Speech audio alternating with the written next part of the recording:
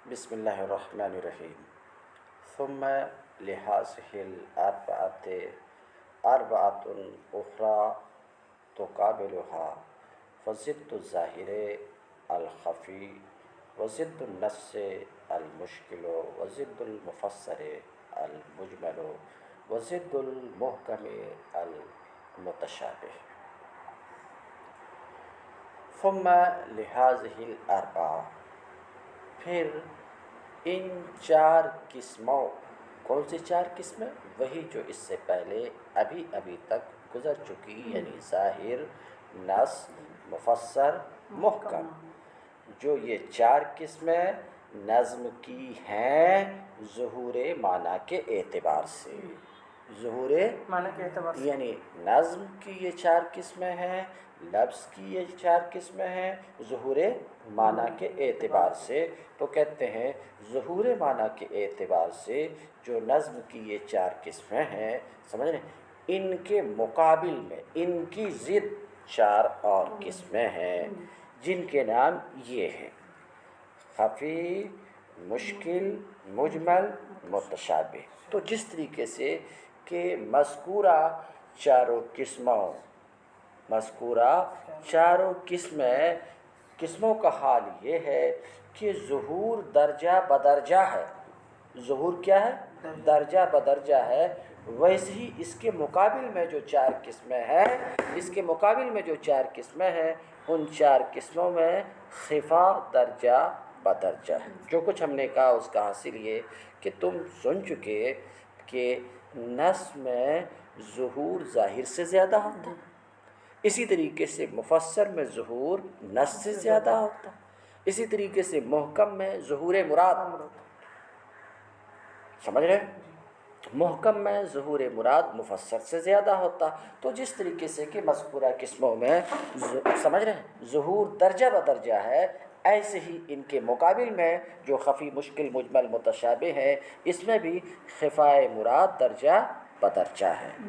سمجھ رہے ہیں کہ خفی سے زیادہ خفا مشکل میں ہوتا ہے، اور مشکل سے زیادہ خفا پوشیدہ ہونا.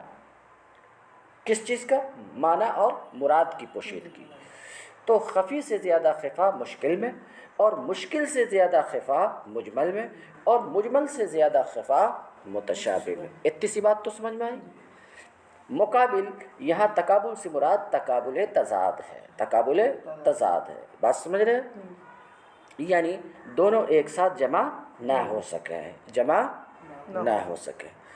تو جو چار قسمیں گزر گئی، یعنی ظاہر، نص، مفسر، محکم، ان کے مقابل میں چار اور قسمیں ہیں. سمجھ رہے ہو؟ اور وہ کیا ہے؟ خفی ہے، مشکل ہے، مجمل ہے، متشابہ. پہلے اتنا دیکھو. ثم لهذه الاربعة اربعة اخرى، پھر ان چار قسموں کے مقابل میں چار اور قسمیں ہیں جو ان کے مقابل ہیں. اتنی سی بات سمجھ میں آئی؟ جو ان کے متضاد ہیں. فضد الظاہر، تو سنو، ظاہر کی ضد خفی ہے. پہلے سن چکے کہ ظاہر میں ظہور مراد ہے، مراد ظاہر ہے. بات سمجھ رہے ہیں؟ سمجھ میں بات آ رہی ہے؟ مراد ظاہر ہے نفس لفظ سے، سمجھ میں آ رہی ہے. تو خفی میں مراد خفا ہے، اور یہ خفا اتنا سخت نہیں ہے جتنا سخت کے مشکل میں ہے. علی ھذا القیاس، مشکل میں خفا ہے مگر اتنا سخت نہیں خفا جتنا کہ اس کے اوپر مجمل میں ہے. تو سنو، فضد الظاہر الخفی، تو ظاہر کی ضد کیا ہے؟ خفی ہے. ظاہر کی ضد خفی ہے، ٹھیک ہے. وضد النص المشکل، اور نص کی ضد کیا ہے؟ مشکل ہے. اور مفسر کی ضد مجمل ہے، اور محکم کی ضد متشابہ. اتنی سی بات تو سمجھ میں آئی آپ کو؟ اب سب کی تفصیل شروع ہو رہی ہے. فل خفی، آج صرف آپ خفی سمجھو. فل خفی ما خفی المراد به بعارض لا من حیث الصیغہ مثالہ. فی قوله تعالی والسارق والسارقۃ فاقطعوا ایدیہما۔ خفی کسے کہیں گے؟ خفی وہ نظم ہے، خفی وہ کلام ہے، خفی وہ کلام ہے جس کلام کے، جس نظم کے مراد میں خفا اور پوشیدگی ہو، جس کی مراد میں پوشیدگی ہو۔ سن رہے ہو؟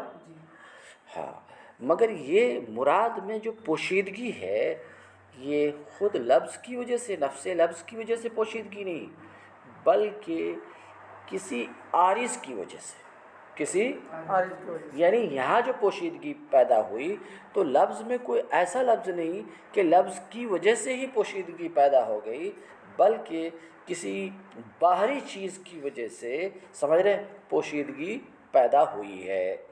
سمجھ رہے ہیں؟ پہلے اتنا دیکھو، خفی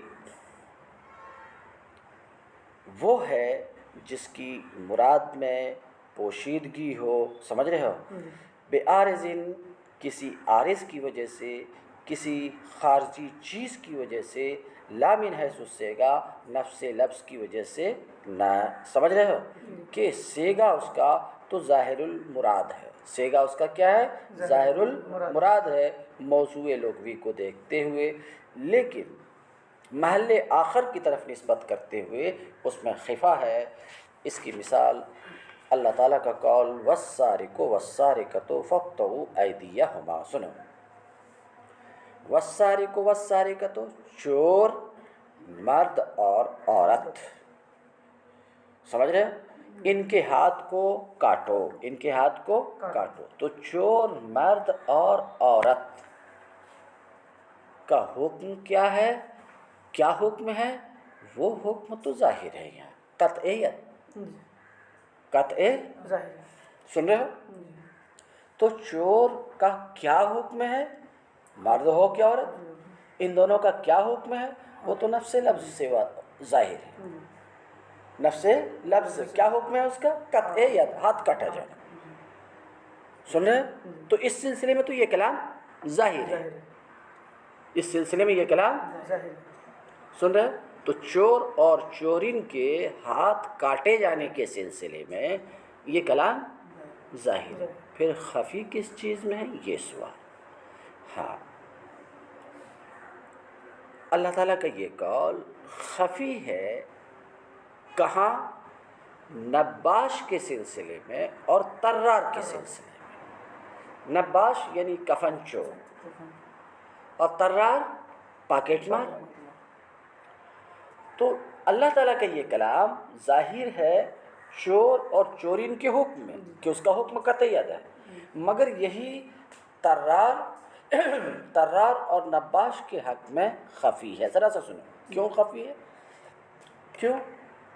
نفس لفظ کی وجہ سے کوئی ایسے لفظ کا یہاں پر استعمال نہیں ہوا کہ مراد کے سمجھنے جانے میں دقت ہو، بس میں نے صرف ایک خارجی چیز کی وجہ سے خفا ہے، اور وہ خارجی چیز یہ ہے کہ وہ جو کفن چرانے والا ہوتا ہے تو عرف میں اس کو چور نہیں، اس کا نام صرف چور نہیں ہے۔ جیسے کہ گھر سے یا کسی جگہ سے کوئی سامان چوری کر لیتا تو اس کو کیا بولتے ہیں لوگ؟ چور۔ عربی میں کیا بولتا ہے؟ سارق۔ عورت یہی کام کیا تو سارقہ، ایسا بولتے کہ نہیں؟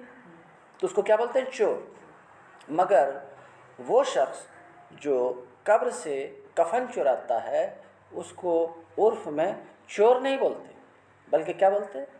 کفن چور، ایسا بولتے کہ نہیں؟ تو نام الگ ہو گیا اس کا، سمجھ رہے ہو؟ اسی طریقے سے وہ شخص جو جیب کاٹ کے روپیہ نکال لیتا، چلتے پھرتے آدمی، بیٹھے ہوئے آدمی کا، سمجھ رہے ہیں؟ تو اس کو عرف عام میں چور نہیں بولتے، بلکہ اس کو کیا بولتے ہیں؟ پاکٹ مار۔ عربی میں اسے کیا بولتے ہیں؟ طرار۔ طرار کیا بولتے ہیں؟ طرار، سمجھ رہے ہیں؟ تو مسئلہ یہ ہے کہ یہاں پر کوئی ایسا لفظ نہیں ہے کہ خود لفظ کی وجہ سے مراد میں کوئی پوشیدگی ہو، صرف پرابلم یہ ہے کہ سارق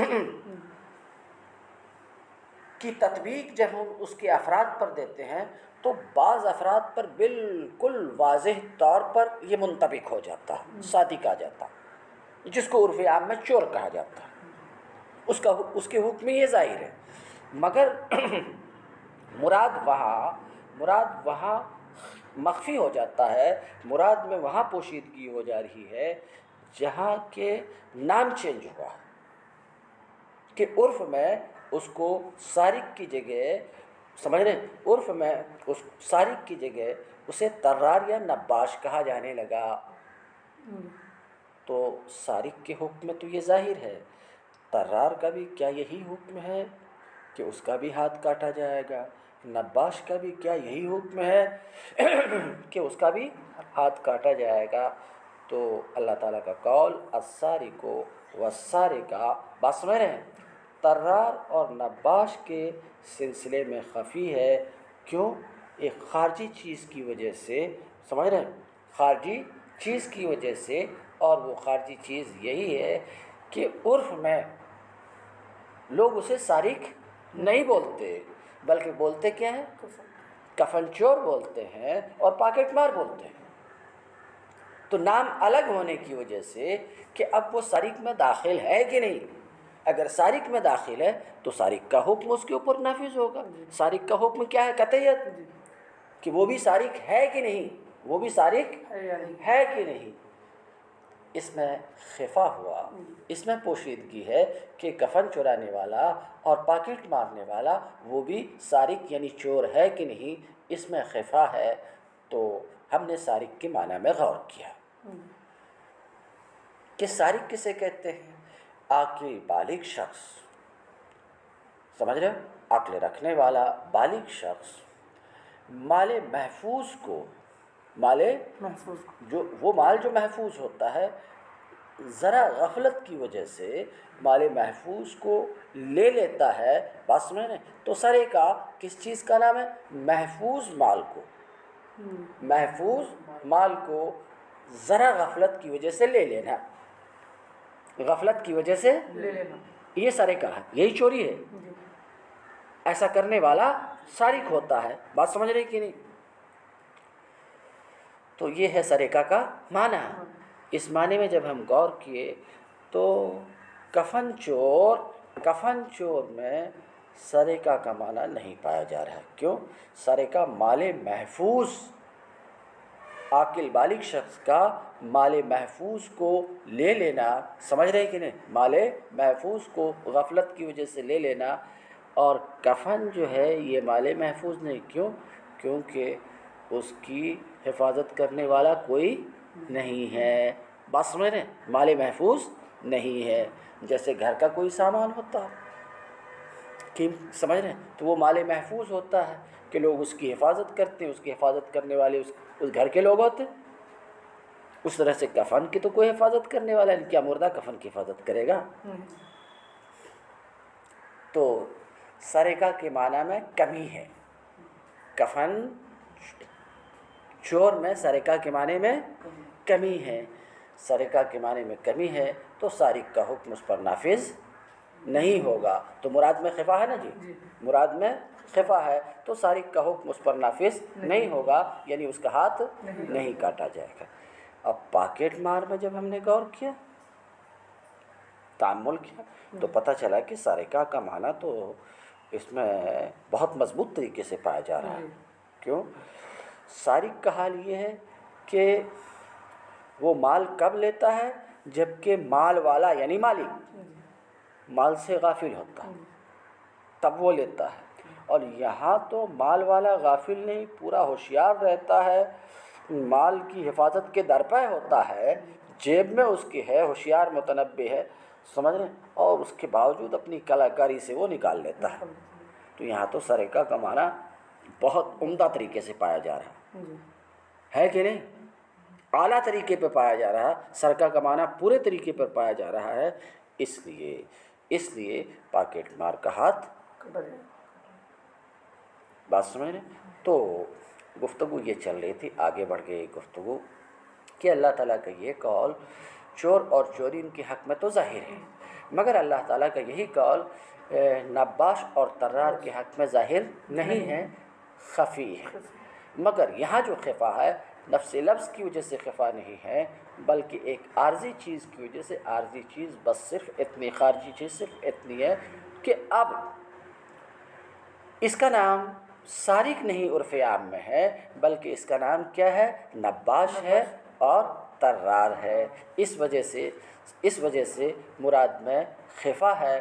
تو ہم نے کیا کیا؟